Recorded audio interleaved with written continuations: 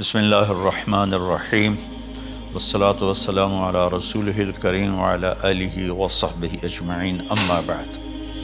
میرے محترم بھائیوں، بہنوں، بچوں، بچیوں، عزیزوں، جاننے والے، نہ جاننے والے، السلام علیکم ورحمۃ اللہ وبرکاتہ۔ کچھ دنوں سے میں قرآن سے اللہ کی پسندیدہ ہستیاں کون ہیں، کہ اللہ کس کو پسند کرتا ہے، ولی دوست کو کہتے ہیں۔ تو اللہ کا دوست کون ہے؟ وہ یہ کوئی وراثتی چیز نہیں ہے کہ ایک بڑے اولیاء اللہ تھے تو اب ان کا بیٹا بھی انہی جیسا ہوگا۔ ہمارے یہاں وراثت چلتی ہے کہ بڑے بزرگ کا بیٹا بھی بزرگ بن جاتا ہے، چاہے وہ کلین شیو ہو، وہ لوگ اس کے پاؤں چوم رہے ہوتے ہیں، جہالت ہے۔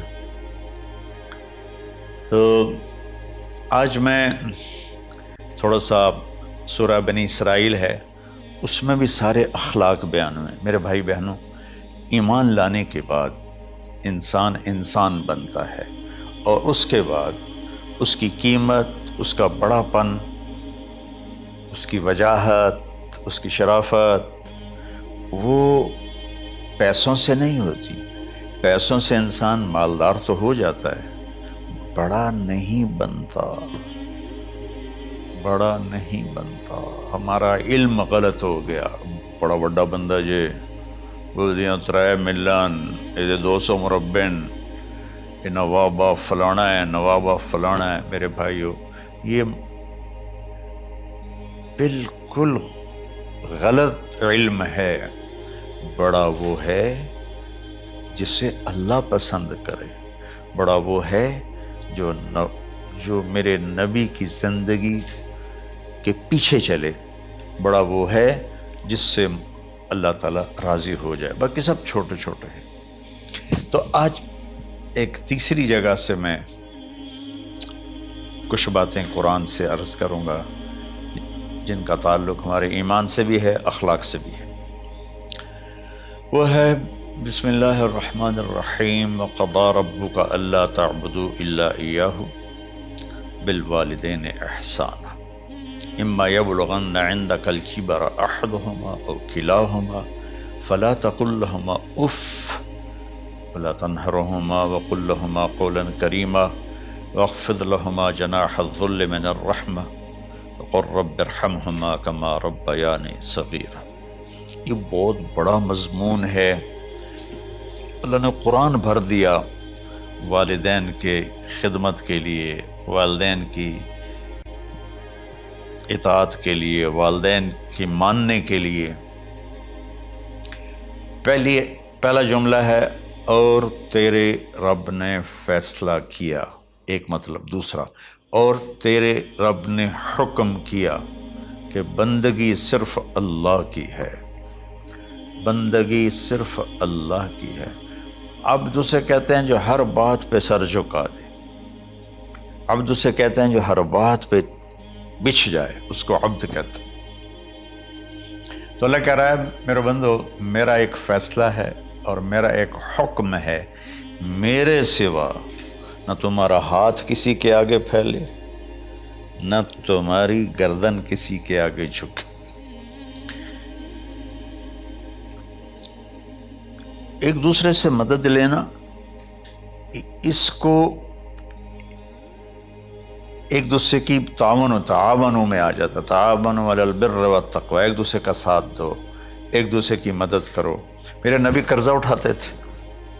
میرے نبی جب انتقال ہوا تو آپ کی زرہ 9 وسق پر، وسق 5 من کا ہوتا ہے، تو وہ جو کے بدلے آپ نے زرہ رکھوائی تھی کہ جب میں تمہیں ادا کروں گا زرہ لے لوں گا، اور آپ کا انتقال ہو گیا، آپ زرہ اپنی واپس نہیں لے سکے۔ وہ چیزیں جن کا تعلق صرف اللہ کی ذات سے ہے اور کوئی نہیں کر سکتا، اس میں صرف اللہ کے آگے ہاتھ پھیلا، جیسے ہم کہتے ہیں مدد، نصرت۔ اللہ کہتا میں ہوں، الا ان نصر اللہ قریب، سنو میری مدد تمہارے قریب ہے۔ تو اللہ تعبدوا الا ایاہ، بس ایک چھوٹا سا جملہ اللہ نے یہاں کے، چونکہ یہاں اللہ نے والدین اور اخلاق بتانے تھے تو اپنے لیے صرف ایک جملہ بولا، باقی باتیں بھی اللہ کے لیے ہیں، لیکن اللہ نے میری بندگی، اس بندگی سے مراد 5 وقت کی نماز نہیں ہے، حج، روزہ، زکوٰۃ نہیں ہے اس کی مراد، یہ ساری باتیں داخل ہیں، اور اس کے ساتھ 24 گھنٹے کی زندگی اللہ کی مرضی پر گزارو، نفع آئے تو شکر ادا کرو، نقصان ہو تو صبر کرو، برداشت کرو، پھر بھی شکر ادا کرو کہ میرا رب یہ کہہ رہا ہے کہ میں نے صرف اللہ سے تعلق جوڑنا ہے۔ اللہ کے نبی نے اپنے چچا زاد بھائی عبداللہ بن عباس سے فرمایا کہ یا غلام، اے نوجوان، اوصیک بکلمات فاحفظہ، میں تمہیں چند باتوں کی وصیت کرتا ہوں، کیا؟ احفظ اللہ، احفظ اللہ یحفظک اللہ، یحفظک اللہ، اللہ کے اوامر کی حفاظت کر، اللہ تیری حفاظت کرے گا۔ احفظ اللہ تجدہ تجاہک، تو اللہ کے اوامر، اسلام، حلال حرام کی پہچان کر کے زندگی گزار تو اللہ کو ہر وقت تو اپنی مدد کے لیے تیار پائے گا۔ اور لمبی حدیث ہے، عشاء کی نماز کا وقت ہو رہا ہے، اس میں وہ جملہ جو اس میرے مضمون سے متعلق ہے، وَإِذَا سَأَلْتَ فَاسْأَلِ اللَّهِ، جب بھی مانگو اللہ سے مانگو، جب بھی مانگو اللہ سے مانگو، اللہ کے سوا کوئی دینے والا نہیں ہے، صرف اللہ ہے دینے کے لیے۔ وَإِذَا اسْتَعَنْتَ فَاسْتَعِنْ بِاللَّهِ، اور جب مدد کے لیے ہاتھ اٹھاؤ تو صرف اللہ کو پکارو، جب ضرورت حاجت کے لیے، مدد کے لیے ہاتھ اٹھاؤ تو اپنے اللہ کو پکارو۔ تو یہ حدیث کی بات بھی ہے اور یہ قرآن کی بات بھی ہے۔ اس کے بعد آگے اللہ کہتا ہے وَبِالْوَالِدَيْنِ إِحْسَانًا، اور اپنے والدین کے ساتھ احسان کرو۔ احسان کا کیا مطلب ہے؟ اللہ آگے اسی کی تشریح کر رہا ہے۔ ویسے احسان کا مطلب عربی میں ہوتا ہے، یہ جو ہمارا اردو کا احسان ہے، میں تیرے تو احسان کیتا تو ہوں میں نالے کی کر رہے ہیں، یہ بھی مطلب ہے، لیکن احسان کا اصل مطلب ہوتا ہے، احسان حسن سے ہے، حسن، حسن سے الف، 2 الف ملے اور احسان بن گیا۔ احسان کا مطلب ہوتا ہے کسی بھی کام کو جو دنیا کا ہے، دین کا ہے، اسے انتہائی خوبصورت طریقے سے کرنا۔ جیسے کسی دلہن کا میک اپ ہوتا ہے نا، تو 5-6 گھنٹے 4 گھنٹے کے بعد وہ کہتی ہے، جو ہوتی ہے اس کا میک اپ کرنے والی، کہ جی بس یہ مکمل ہو گیا ہے اور اب اس سے آگے نہیں ہے۔ تو آخری اچھائی کی آخری انتہا پر پہنچ کے کام کرنے کو احسان کہتے ہیں۔ تو میرا اللہ کہہ رہا ہے، میرے بندو، اپنے والدین کے ساتھ وہ کرو کہ جو بھلائی کی، خدمت کی، ماننے کی آخری حد ہے۔ سبحان اللہ۔ وبالوالدین احسان، بالوالدین پہلے ہے، احسان بعد میں ہے۔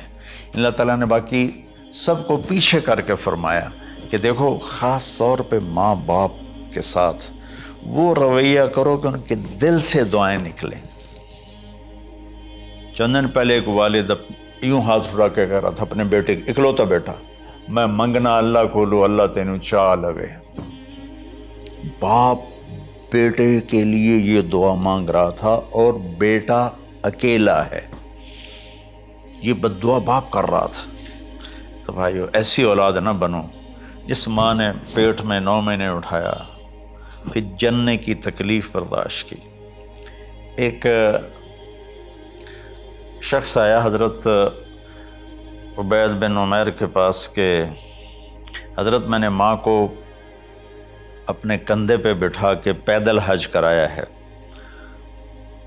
مینا لے گیا، عرفات لے گیا، مزدلفہ، پھر مینا، پھر مکہ، تو کیا میں نے ماں کا حق ادا کر دیا؟ میں نے فرمایا ولا تلقۃ واحدہ، بیٹا ابھی ایک تلقہ کا حق بھی ادا نہیں ہو۔ تلقہ کسے کہتے ہیں؟ جب بچہ پیدا ہونے کا وقت آتا ہے تو ماں کو دردوں کی لہریں اٹھتی ہیں، وہ اتنی خوفناک ہوتی ہیں کہ ماں چیخ چیخ کے رہ جاتی ہے، اور بعض اوقات ڈیلیوری لیٹ ہو جاتی ہے تو وہ تڑپتی ہے، روتی ہے۔ وہ جو لہریں ہیں نا، پیٹ میں آتی ہیں جاتی ہیں، آتی ہیں جاتی ہیں، ایک لہر جو درد کی اٹھتی ہے اس کو کہتے ہیں طلقہ۔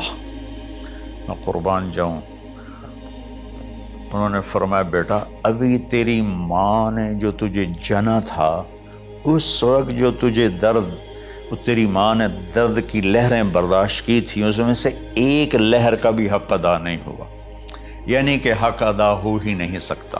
یہ مطلب کہ حق ادا ہو ہی نہیں سکتا، کہ بیٹا ابھی ایک کا بھی نہیں۔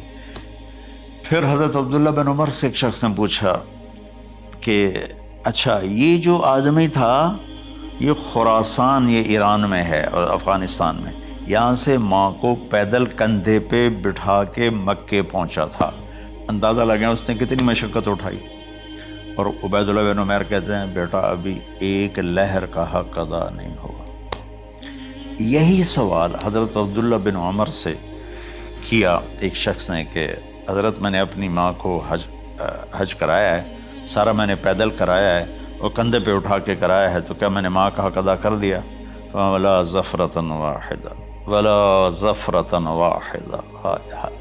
کہ بیٹا تیری ماں نے تجھے پالتے ہوئے جو تھک تھک کے لمبے لمبے سانس لیے، ہوکے بھرے، ابھی ایک ہوکے کا حق بھی ادا نہیں ہوا، یعنی حق ادا ہو ہی نہیں سکتا۔ تو احسان کے آگے تشریح آ رہی ہے۔ تو آج میں صرف اتنی بات کروں گا کہ میرے بھائیوں، میری بہنوں، میرے بچوں، میری بچیوں، اللہ کے واسطے ماں باپ کو دکھ نہ دینا، ورنہ اللہ بھی ناراض ہو جائے گا۔ چند دن پہلے ایک بچہ بچی میرے پاس آئے، دونوں میڈیکل اسٹوڈنٹ تھے، کہنے کہ ہم شادی کرنا چاہتے ہیں۔ تو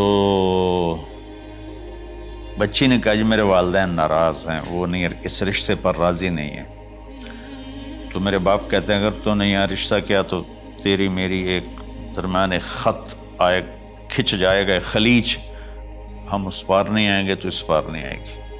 میں نے کہا بیٹی جس ماں نے تجھے 9 مہینے پیٹ میں پالا، 2 سال تجھے دودھ پلایا، تیری پوٹیاں پیشاب صاف کیا، تجھے پیمپر باندھے، تجھے اٹھ اٹھ کے راتوں کو اپنی چھاتی سے دودھ پلایا، کیا اب اس کا اتنا بھی حق نہیں کہ تم اس کی رائے کا احترام کرو؟ اتنا بھی حق نہیں ہے؟ تو میں نے کہا بیٹا میری کوئی رائے نہیں ہے، تو اگر تیرے ماں باپ راضی ہیں تو بسم اللہ ضرور کر، اگر راضی نہیں ہیں تو دیکھو موت تک تجھے ماں باپ کی دعا نہیں ملے گی، اور ماں باپ کی دعا نہ ملی تو کچھ بھی نہیں ملے گا۔ تو بھائیو دوستو، خاص طور پر آج کے کالج کے نوجوان بچے بچیاں یہ ماں باپ کے ساتھ بہت بدتمیزی کرتے ہیں، چونکہ اس میں والدین کا پہلا قصور ہے کہ انہوں نے ان کو دین نہیں سکھایا۔ بچپن میں انگلش میڈیم سکول، پھر او لیول، پھر اے لیول، تو انہیں کیا پتہ ماں کون ہے باپ کون ہے۔ ایک پرانی بات ہے، ایک شخص اپنے بیٹے کو لے کر آیا کہ یہ میرا بچہ ہے اور یہ فلاں جگہ شادی کرنا چاہتا ہے، اور ہم میں سے کسی کی رائے نہیں ہے، اور یہ مانتا نہیں ہے، اور اس کے ساتھ اس نے نا دھاڑے مار کے رونا شروع کیا۔ تو میں نے بچے کو دیکھا تو یوں کر کے بیٹھا تھا، اس کا باپ رو رہا ہے، ہچ کیوں تو ایسے بیٹھا ہو۔ تو مجھے اچانک خیال آیا، میں نے کہا شیخ صاحب اس کو کہاں پڑھایا تھا؟ کہا جی امریکن سکول۔ اس کے بعد آسٹریلیا بھیجا تھا مزید تعلیم کے لیے۔ ان کے شیخ صاحب اس بچے کا کوئی قصور نہیں، آپ کا قصور ہے، اس کو تو پتہ ہی نہیں میری ماں کیا ہے، میرا باپ کیا ہے۔ ایک ہماری تہذیب تھی وہ ختم ہو گئی ہے، اس میں علم نہیں بھی تھا تو ماں باپ کے۔ میں نے اپنی آنکھوں سے دیکھا، میں نے اپنے دادا کو دیکھا لیکن مجھے یاد نہیں، لیکن جو میرے دادا کے چھوٹے بھائی تھے ان کو میں سنبھلتا ہوں، ان کو میں نے دیکھا ہے، 3ری 4تھی جماعت تک میں تھا۔ 61 میں ان کا انتقال ہوا، میری 9 سال عمر تھی، تو 8 سال۔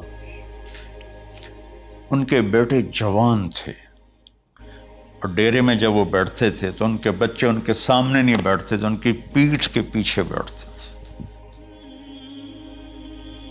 اتنا ادب، حالانکہ چاروں کے چاروں دین نہیں جانتے تھے، تہذیب تھی، ثقافت تھی، جو آج کی تہذیب نے ہم سے سب کچھ چھین لیا۔ اب بھی آپ جاؤ بیٹا تھر پارکر میں گیا ہوں 2-3 دفعہ، اور وہاں مسلمان نہیں، ہندو عورتیں جب گاڑی گزرتی ہے تو گھونگھٹ کو نیچے کر لیتی ہیں، اپنا چہرے کو فوراً چھپا لیتی ہیں۔ تو خیر بہرحال میں نے کہا شیخ صاحب اس بچے کا قصور نہیں، آپ کا قصور ہے۔ تو میرے بچوں، اپنے ماں باپ کو خوش کرو، راضی کرو۔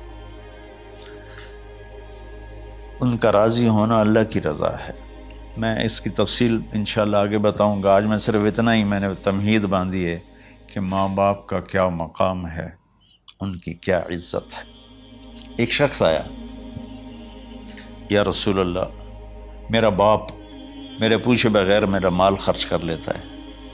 آپ نے کہا بلاؤ، چونکہ بچے کا ذاتی مال اگر ہو تو شرع کے لحاظ سے باپ پوچھ کے استعمال کرے، بغیر پوچھے استعمال نہ کرے۔ جب اسے پتہ چلا کہ میرے بیٹے نے شکایت کی ہے، تو عرب کی شاعری تو مشہور تھی، انہیں دل میں کچھ اشعار پڑھے۔ جو آیا تو جبریل پہلے آ گئے، یا رسول اللہ، اللہ تعالیٰ کہہ رہے ہیں آپ اس سے پوچھیں وہ شعر بتاؤ جو تیرے کانوں نے تو نہیں سنے، تیرے دل میں آئے تھے اور اللہ نے سن لیے۔ تو اللہ کے نبی نے فرمایا بھائی تیرا انشاءاللہ کیس سنتے ہیں، لیکن پہلے وہ شعر سناؤ جو تم نے تو نہیں کہے زبان سے پر اللہ نے سن لیے۔ تو پھر اس نے وہ اشعار پڑھے، اور اس کے آگے کیا ہوا یہ میں انشاءاللہ اگلے کلپ میں بتاؤں گا کہ باپ کا کیا مقام ہے، ماں کا کیا مقام ہے۔ السلام علیکم ورحمۃ اللہ۔